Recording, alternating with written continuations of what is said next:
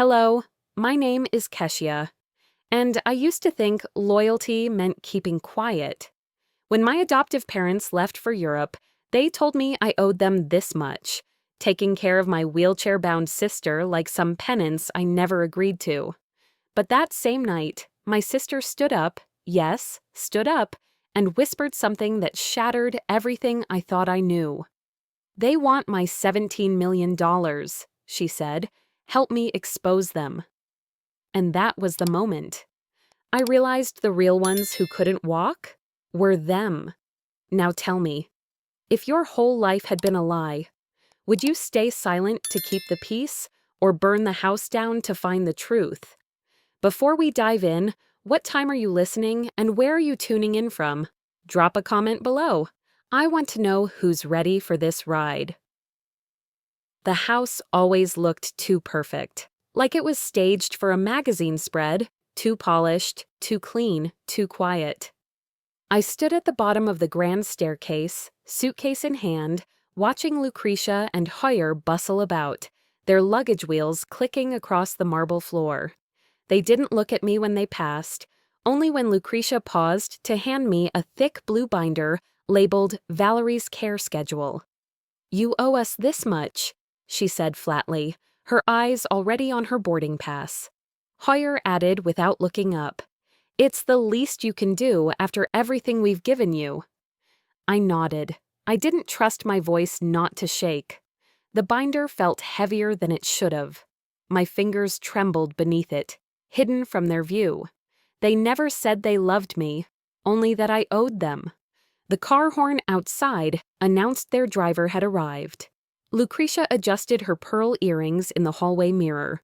Hoyer muttered something about Wi-Fi on the flight, and then they were gone. The door shut, the sound of the engine faded, and silence, thick and cold, settled over the house. Dinner that night was a formality. Lucretia had insisted earlier that we eat as a family before they left, though we both knew what that meant. She'd ordered takeout from some overpriced restaurant and served it on china plates, pretending it was homemade. She smiled across the table, knife poised just so, her voice dripping with practiced warmth. "Thank you for being so kind to help, Keshia," she said. "Family means taking care of one another, doesn't it?" I smiled back, though my throat tightened. Valerie sat near the window in her wheelchair, her hands folded neatly in her lap. She didn't look up much, and her eyes stayed fixed on the fading daylight. She looked fragile, her skin almost translucent under the soft glow of the chandelier. For a moment, I saw myself at 8 years old, tiny, hopeful, clutching my foster care bag, stepping through this very doorway for the first time. I'd believed I was finally going to belong somewhere. I brushed my wrist absent-mindedly, touching the small silver bracelet they'd given me that first Christmas. "Adopted but loved," it said. Back then, I thought it meant something. Now, it felt like a joke with bad timing. After they left, the silence became unbearable. No fake smiles, no instructions, no sighs of disapproval. Just the ticking clock in the hallway, slicing through the still air. I started cleaning because that's what I'd been trained to do when I didn't know how to exist. Dishes, counters, cushions. Each movement was muscle memory. The house gleamed already, but I couldn't stop. "I owe them this much," I whispered to no one. By 9, the rooms felt too large. By 10, the air itself felt strange, like it didn't want me there. I made tea just to fill the quiet. The scent of chamomile filled the kitchen as I leaned against the counter, staring at the family portraits lining the wall. Vacations, graduations, Christmas mornings. Not one photo included me. My breath hitched. I set the cup down too quickly, tea sloshing over the edge. I was about to wipe it up when I heard it. A sound from upstairs. A creak. I froze. At first, I thought it was the house settling, or maybe the wind pushing against a window pane, but then I heard it again, definite movement. "Valerie," I called out, heart pounding. No answer. The clock ticked. The house breathed around me. I stepped into the hallway, every sound amplified. The floorboards under my feet, the hum of the fridge. I climbed the stairs slowly, one hand gripping the railing. At the top, the light from Valerie's room spilled across the floor. The door was half open, and then she appeared. She was standing. My brain couldn't process it. My mouth went dry. She wasn't supposed to be able to walk, not since the accident 10 years ago. But there she was, steady on her feet, looking at me with calm, calculating eyes. "They want my $17 million, Keshia," she said quietly. "Help me expose them." The world tilted. The cup I'd been holding slipped from my hand and shattered against the hardwood. The sound echoed like a gunshot. My pulse raced so hard I could hear it in my ears. "You, what?" She stepped forward, her expression calm but her voice trembling slightly. "I've been pretending all these years. It's the only way I've survived them."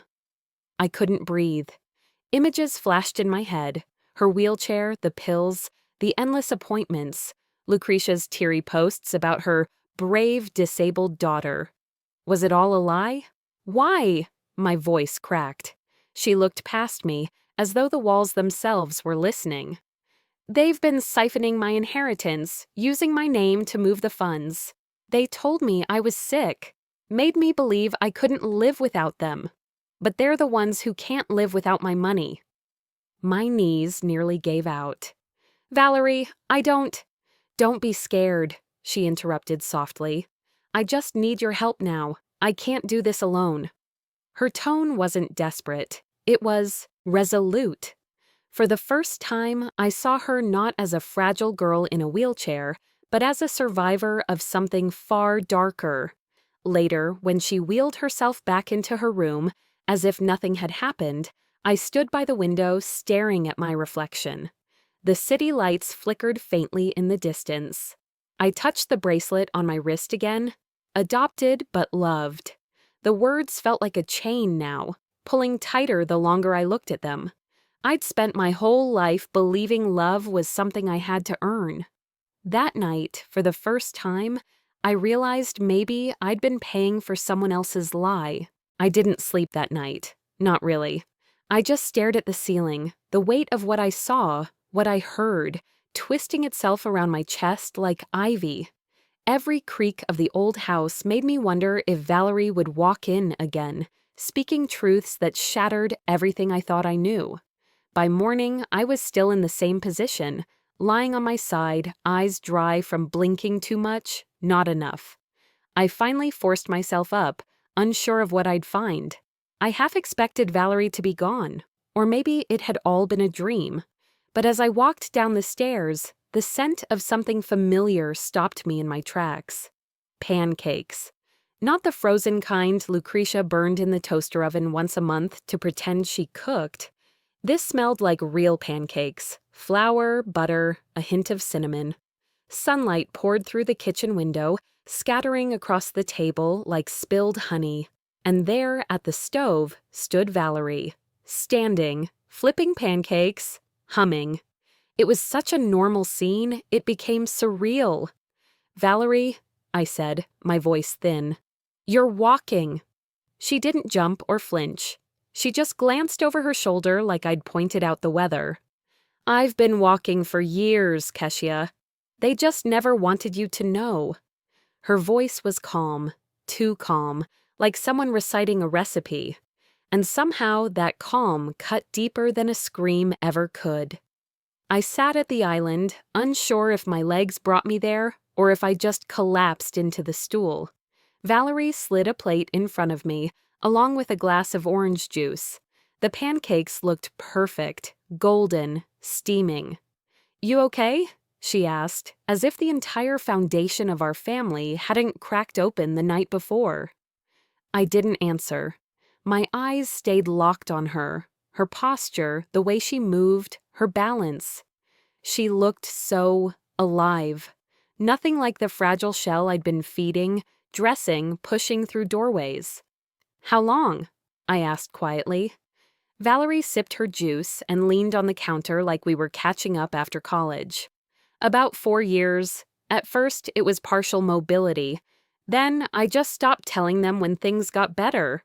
Why? I barely recognized my own voice. They needed me to be broken. That's how they kept the money flowing, kept the control. Sympathy pays well. She paused, staring out the window. And if I wasn't helpless, I was useless. To them. A lump rose in my throat. I wanted to yell, to accuse her, to demand answers. But another part of me, an older, quieter part, understood. Too well. Valerie continued, softer now.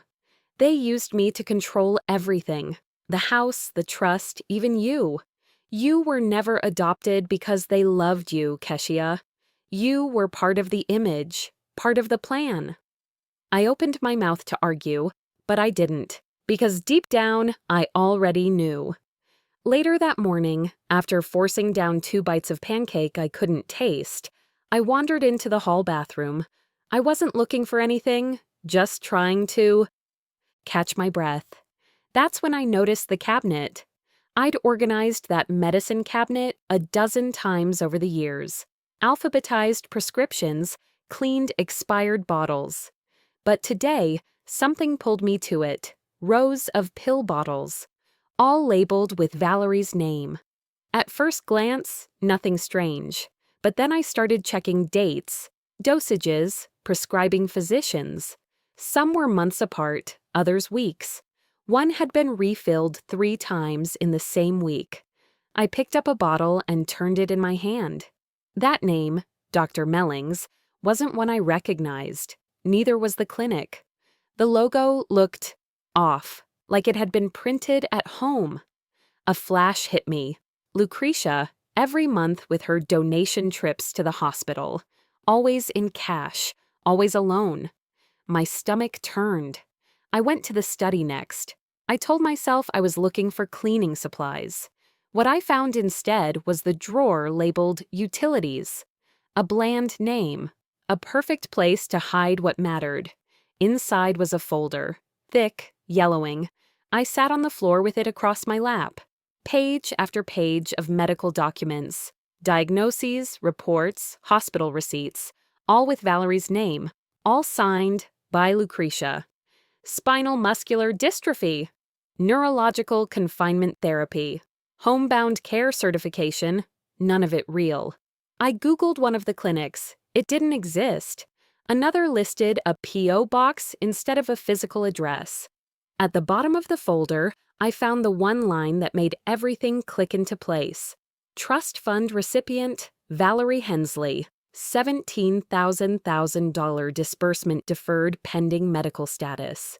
Deferred. As long as she stays sick. I stared at those words so long they blurred. My hand covered my mouth, not from fear, just from pure disbelief. That evening, I sat on the front porch steps, a cigarette between my fingers I didn't even light. The sun had dipped below the horizon, painting the street in muted blues and purples. My mind reeled. Every time Lucretia had said, "You're lucky we took you in." Every time I told myself to be grateful. Every time I swallowed my instincts because family does the best they can. Lucky? No, just useful. I felt disgusting, like I'd spent my life guarding a house of lies and calling it home. The screen door creaked behind me. Valerie stood there, no wheelchair, no act, just her, barefoot, watching me like she wasn't sure if I'd run or scream. "You're not the first one they fooled," she said quietly. "Just don't let them know yet, please." I turned to her. "Then tell me everything, this time no secrets." She hesitated, and in that hesitation, I saw her deciding whether to trust me or whether I was still part of their game. Finally, she nodded. We didn't hug, we didn't cry. We just sat there, 2 women who'd been used, broken, reshaped to fit someone else's story, finally writing one of our own. The rain came first, soft, almost polite. It tapped against the window like it didn't want to wake the house. I sat at the edge of Lucretia's office desk, the same one she'd polished every Sunday like a ritual. The faint smell of lemon cleaner still clung to the air. The folder Valerie found earlier was in my hands. It felt radioactive, humming with something I wasn't ready to see. I opened it anyway: trust documents, letters from attorneys, tax filings. Everything neatly labeled, alphabetized, until I saw it, my name, Kesha L. Hensley, written in bold, perfect cursive at the bottom of a page I'd never seen before. I ran my finger over the ink, my breath catching in my chest. It was my name, but not my hand. Whoever wrote it had practiced. Too smooth, too elegant. It mimicked me the way a counterfeit smile does, just convincing enough to fool a stranger, but not someone who knows their own reflection. They hadn't just owned me, they'd forged me. I scanned the paragraph above the signature. Executor authorization grants full financial control to Lucretia and Hoyer Hensley upon Keshia's acknowledgement. Acknowledgement. That one word sliced through me. They'd built an entire legal web, and my name, my fake consent, was the thread holding it together. The date read 2 years ago. The same week Lucretia had her heart attack. The same week I spent 3 nights at the hospital, feeding her soup, whispering prayers, and telling myself she was the only mother I'd ever know. And all along, she'd been signing my life away. I pushed back from the desk, the chair scraping too loud against the hardwood. I grabbed the folder and went straight to Valerie's room. She was sitting on the floor, sorting through stacks of old medical papers. Her head snapped up when she saw my face. "What happened?" she asked. I dropped the folder in front of her. Pages spilled out across the carpet. They forged my signature. They made it look like I gave them control of your money, our entire lives." Her eyes darkened, not with surprise, but something else. "I heard them," she said quietly. "The night after Mom died." I froze. "What do you mean, you heard them?" Valerie's hands trembled slightly as she picked up one of the papers. "They were in the study. I was supposed to be asleep. They said once everything was consolidated, I'd be placed in a long-term care facility. That's what they called it. Permanent institutionalization." The words scraped against the back of my throat. "That's why I kept pretending," she said, her voice cracking. "If they thought I could walk, I'd lose my use. But if they thought I was helpless, they'd keep me close." I sat down beside her, my knees weak. The storm outside was getting heavier, rain slanting against the windows in sharp bursts. "So you stayed trapped to stay alive," I whispered. She nodded. "And they used you to keep it all running. You were the good daughter, the obedient one, the one they could trust to sign whatever they handed you." I swallowed hard. The memory hit like a punch. Lucretia sitting beside me at the kitchen table years ago, showing me how to write my signature properly. She'd smiled when I got the curve of the L just right. "You'll thank me one day," she'd said. God, she'd been training me. I stood, pacing now. My brain wouldn't stop spinning. "They didn't just lie to us. They built a system. You were the asset. I was the access." Valerie rubbed her forehead. "So what do we do?" "First," I said, "we find out what they did with it all." I sat down at Lucretia's desk again, pulling up her computer. She hadn't changed her password in years. Lucretia 1956. Predictable. Within minutes, I found the trust's online portal, the same one listed on the forged documents. Scrolling through it, my stomach knotted. There it was again, my name, listed under non-biological dependent secondary beneficiary, meaning I wasn't meant to inherit a cent. My role was simple: to legitimize their control. My signature was the key that opened the vault. "They used my identity to steal your freedom," I said quietly. "And maybe mine, too." I leaned back, exhaling slowly, the weight of it pressing down like the storm outside. The rain grew harder, the thunder closer. Each flash of lightning lit up the room like a confession. Every memory turned on itself. Hoyer's encouraging words, Lucretia's proud smile. They hadn't raised me, they'd built me. The walls seemed to pulse with their lies. A soft sound pulled me back. Valerie standing behind me, her reflection faint in the computer screen. She placed a hand on my shoulder. Her touch was cold, but steady. "We can still stop them," she said. I looked up at her. "No, Valerie, we can expose them. But we have to be careful.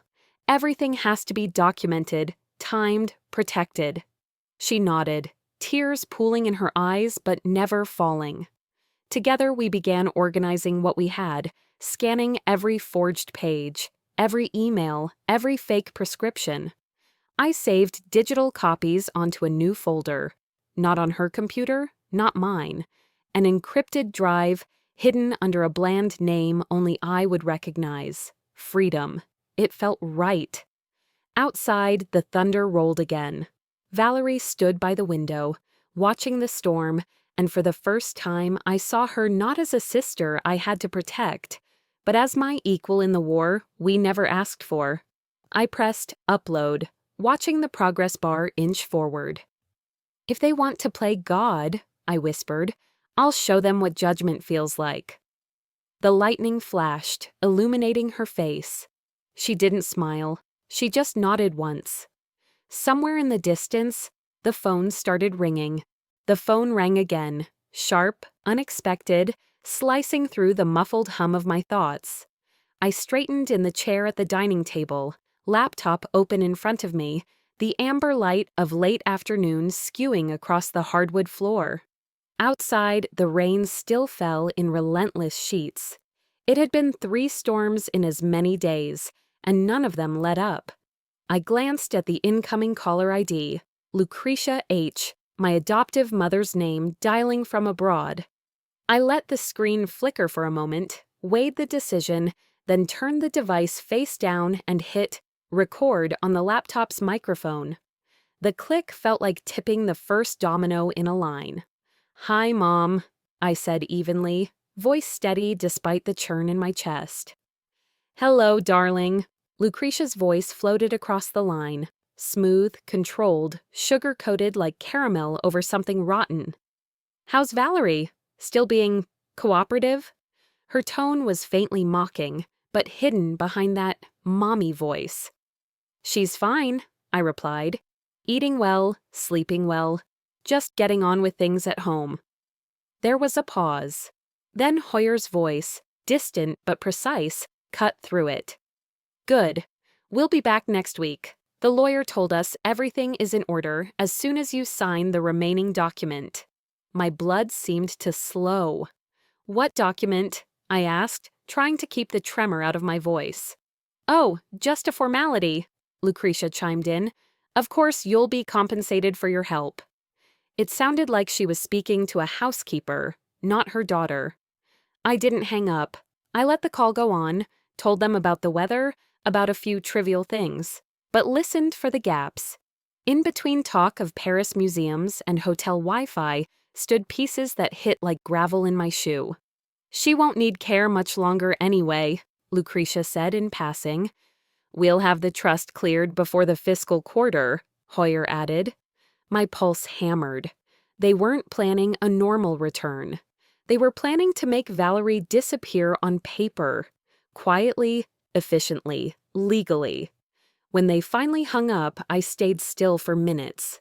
Then I popped on headphones and replayed the recording. The inflection in Lucretia's voice, the half-laugh Hoyer forced, they were confident, untouchable. I whispered to myself, "They've done this before." I walked up the stairs silently. The carpet muted my steps. Valerie was in her room, curled up in a chair by the window, even though daylight still filtered through. I leaned against the doorframe. "Your parents' lawyer, Harold Connell. Do you know him?" I asked. She nodded slowly, brown eyes flat. "He isn't just their lawyer, He was Dad's executor. He takes 5% of every disbursement from our trust. I felt a cold wave wash over me. This wasn't just family greed. It was a machine, an entire operation built on silence and paperwork. "You're the only name they can't erase without creating suspicion," she whispered. "And the only one they think is still too naive to fight back," I said. A slow, grim smile crossed her face. The alliance between us changed in that moment. Not pity, not confusion, but strategy. Night came early, the rain hammering against windows. On the coffee table, I spread out documents, charts, old receipts. I grabbed a notepad and wrote at the top, Phase 1, Evidence. I drew 2 circles around it. We plotted. I would use my background in finance, years tracking numbers, unraveling budgets, to trace where the trust's money might have gone offshore. Valerie would keep up her act, dependence, wheelchair, vulnerability, so no alarms would raise around the house. Meanwhile, we'd record everything: calls, documents, email trails. Not for the police yet, but for our leverage. This wasn't about revenge anymore. It was about reclaiming control. I stared at my reflection in the darkened TV screen, tapping my pen. "They underestimated the wrong daughter," Valerie murmured from the couch, watching me. I looked at her and said, quietly but with fire, "They always do." Before bed, I played the recording again.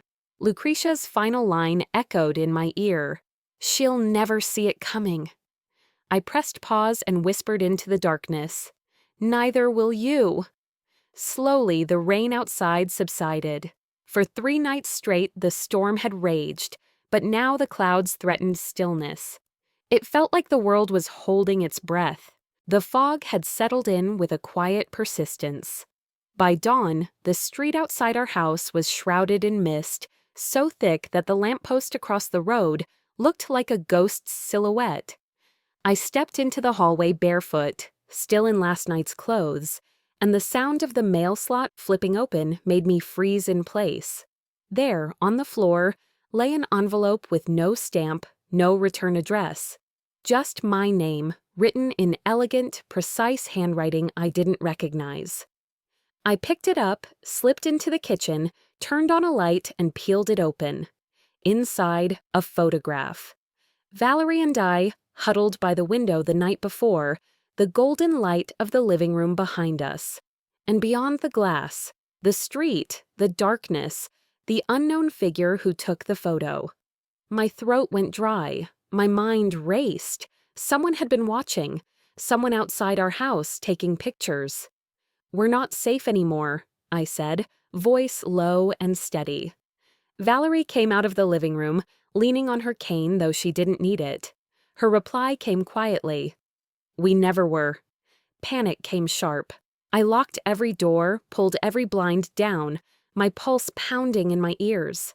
I moved through the house like a ghost, not sure where to go, what to do. Everything we had worked for, the plan, the documents, the secrecy, felt exposed. Valerie stood by the window, watching me. "If they know," she whispered, "we can't stay here. We have to leave tonight." The words hit me like ice, but I refused.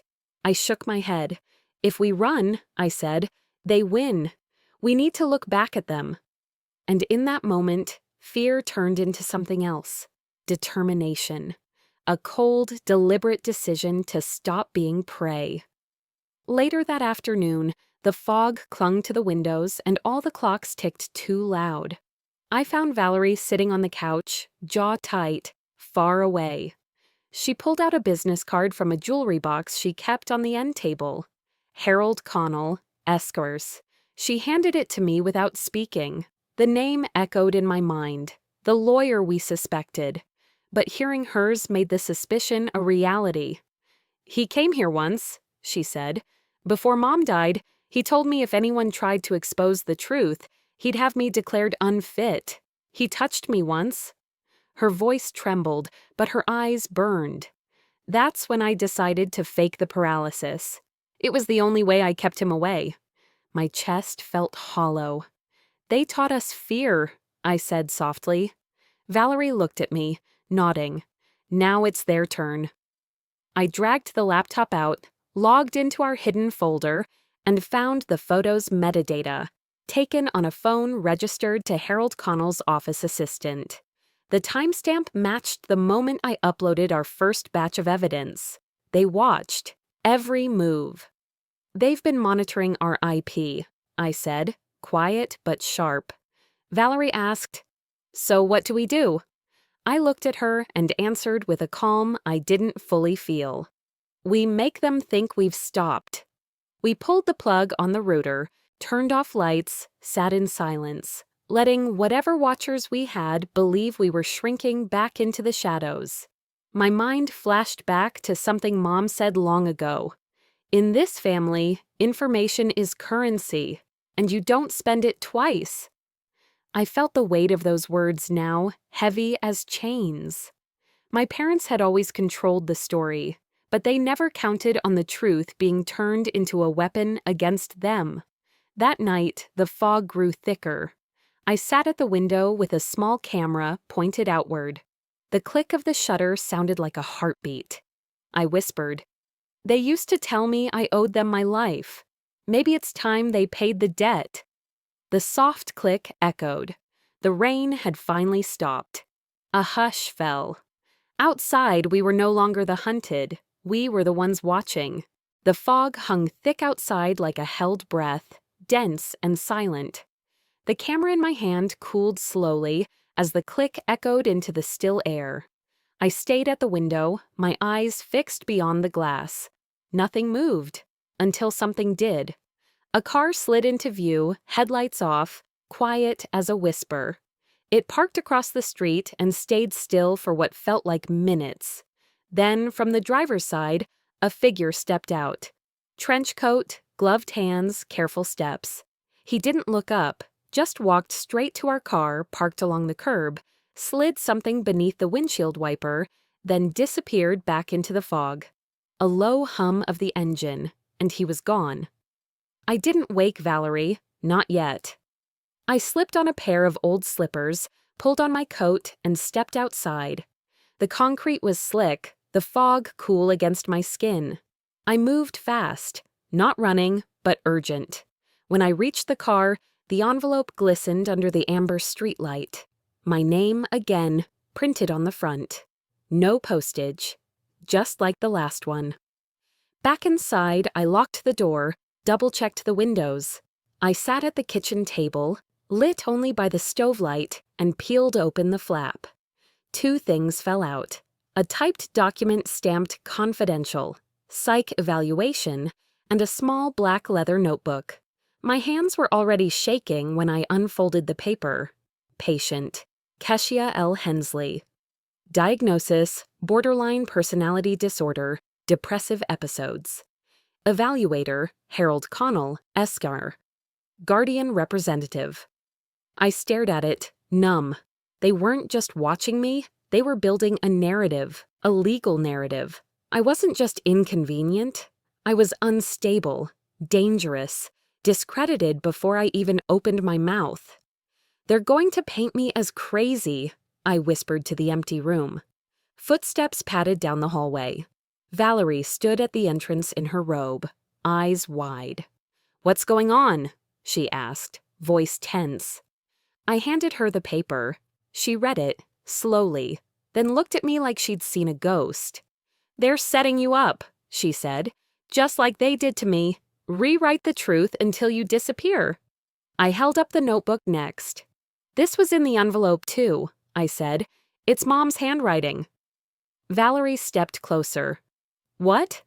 I opened it. Each page was her, Lucretia, in her sharp, tiny cursive, meticulous, like a woman preparing for war. Trust concealment progress, V's condition stable K, signed willingly, training successful. If either rebel, use medical leverage dates, names, strategies. It wasn't parenting, it was case management. At the end of the notebook, a page caught my breath. The writing trailed off halfway through a sentence. If they find this, everything ends. The ink was smeared, like it had been rushed or interrupted. She documented everything, I said, even our minds. Valerie stared at the page, face hard. She wasn't just controlling, she was surgical. She thought this would stay buried, I said. We're digging it up. I began photographing every page, one by one, uploading them into a cloud folder under the name Echo One, the only place they couldn't reach. Somewhere between pages, another name jumped out. Dr. M. Yarrow, the supposed psychologist who diagnosed me. I pulled out my phone, searched him. Obituary, 6 years ago. And yet, the report in my hand was signed last month. Harold forged it, I said. They used a dead man's name to lock me in a narrative I never wrote. Valerie didn't say anything for a moment. When she did, it was quiet. What now? We use this, I said.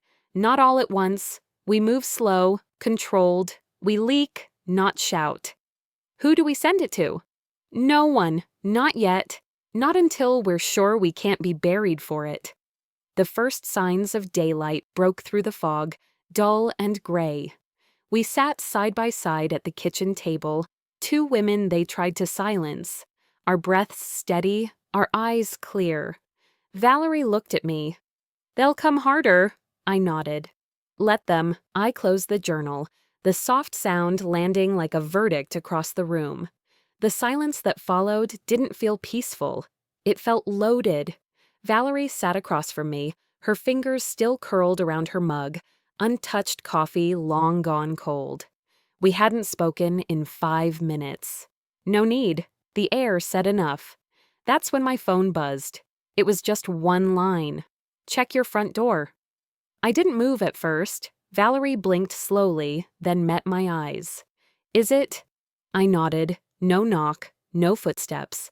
Just that message hovering like smoke. Gripping the kitchen knife I'd left on the counter earlier, I walked toward the door with careful steps. Every creak of the floorboard felt louder than it should have. At the peephole, I saw nothing.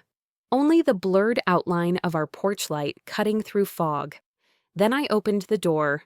The night air rushed in, damp and heavy. And there it was, a small box, unmarked. A thick strip of duct tape sealed it shut. No postage, no return address, just there. Valerie whispered behind me. Don't touch it. If they wanted to hurt us, I muttered, they'd have done it by now. I brought it inside, laid it on the table, and sliced the tape open. Inside were 3 things: a flash drive, a photograph, of the 2 of us asleep on the living room couch. Valerie curled up under a throw blanket, my head resting against the back cushion, peaceful, unaware, and a note. 4 words, all caps, typewritten, "You're next. Stay quiet." Valerie gasped. I watched her go pale. "They're in the house," she said, voice trembling. "They have cameras here. Keshia, they've been inside." She backed away like the walls themselves had turned against us. Her panic was loud, disjointed. "Val, listen to me." "No, don't you see? This was never just spying. This is them playing with us, and we've been letting them." I stepped in front of her, gripped her shoulders. "Then let's stop playing." We tore through the house, every vent, every fixture, under shelves, behind photos. I unscrewed outlet covers while Valerie flipped over furniture. We found it tucked inside the old office vent, just beneath where Lucretia kept her antique books, a tiny blinking dot. Red light, still warm. I yanked it free, held it in my palm. I stared into that lens and said, with more steadiness than I felt, "You wanted a show? You got it." Back at the table, I plugged the flash drive into my laptop, expecting another threat. But what came up surprised me. A folder named Evidence opened itself. Inside, copies of the fake psychiatric report, the forged trust documents, the original contracts with annotations, red circles, scribbled notes, proof. Valerie leaned over my shoulder. Is this real? I nodded slowly. It's bait. They want us to delete it. Panic, wipe everything clean. Instead, I copied the whole folder to a separate drive, encrypted it, and uploaded everything to 3 cloud servers under different aliases. What are you doing? She asked. Turning this trap inside out. I drafted an anonymous email, addressed to a local investigative journalist. Subject line, if I disappear, this goes public. Then I added attachments, the fake report, the forged signatures, and a photo of Dr. M. Yarrow's gravestone with a recent date of death. Valerie watched me type with wide eyes. You're not scared anymore. Oh, I'm still scared, but I'm more tired of being scared than anything else. Later that night, I sat by the window. The fog clung low to the street. A car sat idling nearby, headlights off. Someone was inside but didn't move. They're back, Valerie whispered from the hall. I didn't flinch. Good. I walked to the kitchen and retrieved my mother's notebook. I brought it back to the table, flipped it open, and began reading aloud, entry by entry, every coded phrase, every cruel plan. Valerie sat across from me in silence, her fists clenched in her lap. With each line, I felt a little piece of my fear break loose and fall away. Finally, Valerie slammed her palm against the table. We can't win this, Keshia. We're just 2 women with no power. They've buried people for less. Then we stop asking anyone to believe us, I said. We show them. Just then, my phone buzzed again. New email from Harold Connell. Subject, let's talk before you regret it. Valerie's face stiffened. You're not answering that. I stood slowly, closed my laptop. I'm not replying, I'm showing up. You're not going alone. I reached for the camera I'd ripped from the vent earlier, now sitting cracked but functional on the table. No, I said. I'm not going unarmed either. Valerie didn't argue. She handed me the recorder. I slipped it into the inner pocket of my mother's old trench coat, the same one she used to wear to those spotless fundraisers where she smiled like someone who'd never lied in her life. That coat felt different now, not like something borrowed, but something reclaimed. Downtown Portland was still waking up when I stepped into Harold Connell's building. Everything was glass and gray, sterile and expensive. The kind of place where people say, trust me, while signing your life away behind closed doors. The receptionist didn't look up.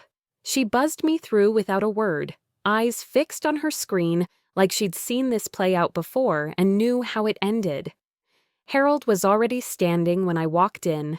Impeccable suit. Same smirk that always made me feel 12 again, helpless, unheard. But this time, I didn't shrink. I sat across from him and crossed my legs slowly, the click of the recorder in my coat just loud enough for me to feel it vibrate against my ribs. Keshia, he said, too cheerful. I'm glad you came. You've complicated things. I smiled. Just keeping up the family tradition. His office was silent except for the hum of fluorescent lighting. He reached into a drawer and slid a manila envelope across the table. His fingers didn't leave the paper. You should stop, he said softly. You're out of your depth. I opened it. Inside, screenshots of my emails, search history, even a photo from inside my living room, the angle matching the vent camera we'd ripped out the night before. You broke into my home, I said evenly. He tilted his head. Technically, I didn't. The property still belongs to the Hensley estate. You're a guest, a volatile one at that. My breath stayed steady, but I leaned in. You forged a dead man's name. You filed a psychiatric report on me. You tried to erase me with my own bloodline. That's not law, Harold. That's criminal. For the first time, his smile cracked. Just for a second. But it was enough. He stood, walked to the window, hands clasped behind his back. You think you've uncovered something? He said, voice tighter. Your parents are smarter than you'll ever be. By the time they land, the trust will be offshore. The money, gone. It's already moving. I blinked. Land? He turned a little too slowly. I thought they were still in Europe, I said casually. His mouth opened, then shut. But the damage was done. His eyes gave it away before his voice could catch up. I stood up and smoothed the front of my coat. Thank you, Harold, I said gently. That's all I needed. He whipped around. You'll regret this. I already did, I said, heading for the door. Out in the parking lot, the sun had finally risen. Valerie sat in the passenger seat of my car, laptop open and waiting. I slid into the driver's seat and handed her the recorder. She plugged it in and pressed play. Harold's voice filled the car. By the time they land, the trust will be offshore. We didn't speak.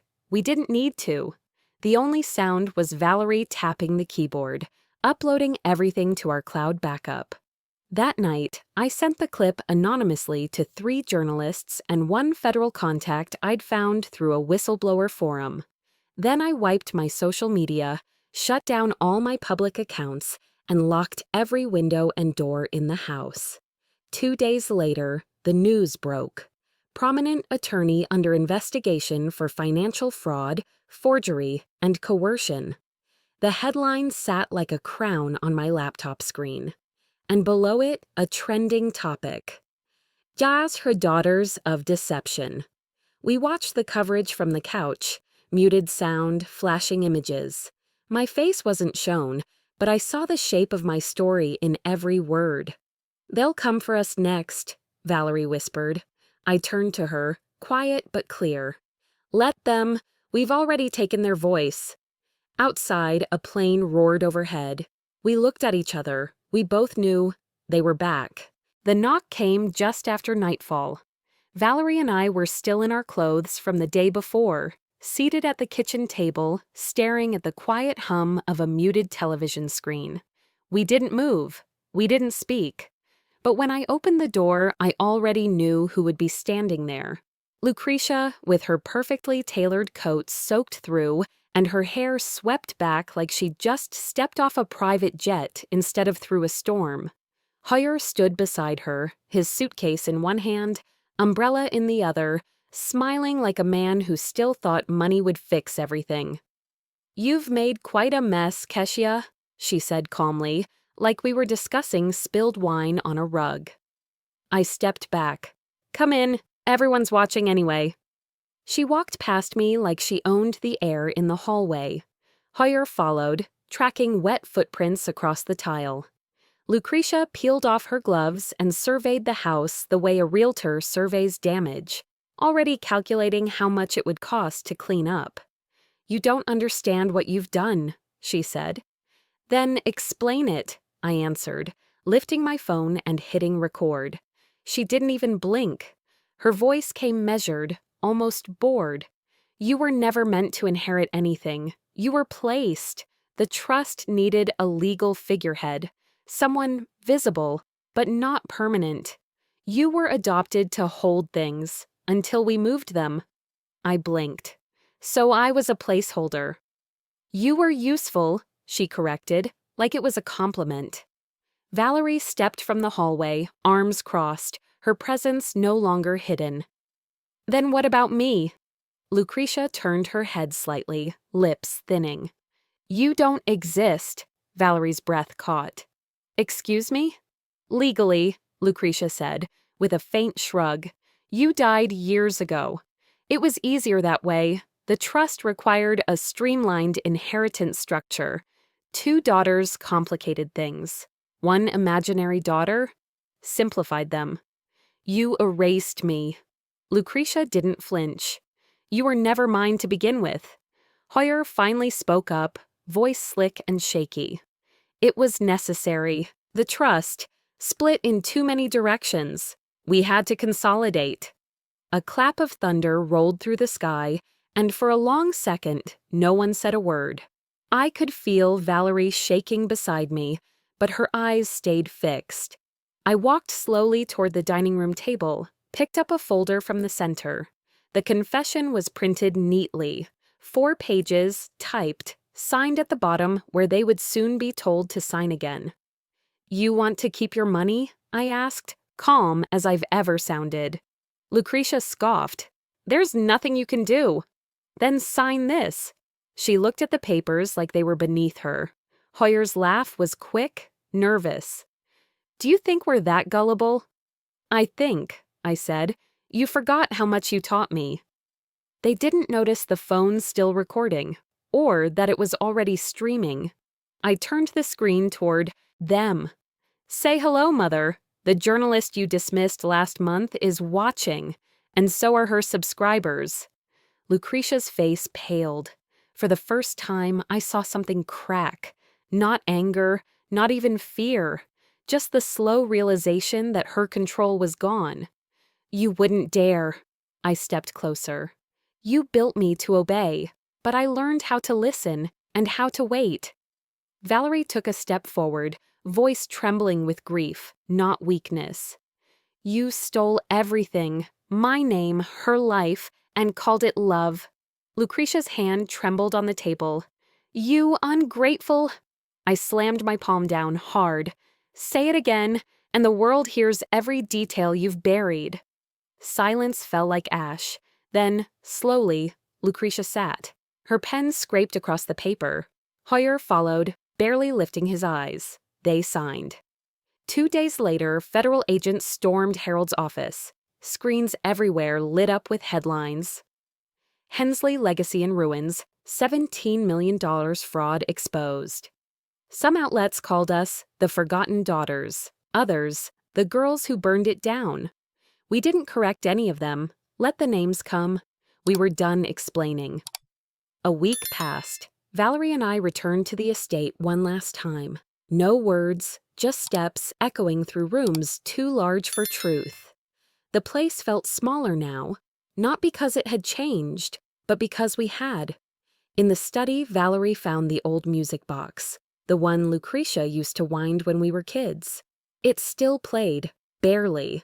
The tune came out slow, warped, like the memory of something once beautiful. I walked to the window and opened it. Let the air move through one final time. The storm had passed. Only wind remained. "Let's go," I said. We didn't close the front door. Outside, I paused, looked back at the house, the glass walls, the forced dinners, the polished lies. "They said I owed them," I whispered. Then I turned to Valerie. But what I owed myself was freedom. We walked away. No bags, no titles, no family name. Just us. And as the wind carried the final note from that old music box into the night, silence followed. For the first time, that silence belonged to me.